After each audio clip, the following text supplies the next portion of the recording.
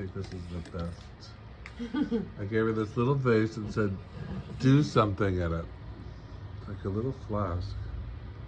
And these are all made, that was made from scraps. I love it.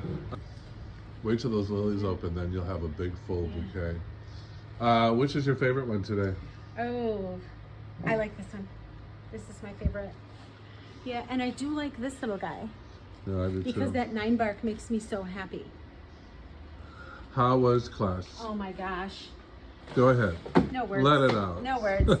She's I the could biggest not be fan. more grateful for this. I never in a million years dreamt that I would learn so much about how to make beautiful pieces. I mean, This is 2 only your days. second day, yeah. Look crazy. at her pieces. The cover of a Crazy. magazine. I'm ecstatic. And I'm grateful, Michael. Thank you.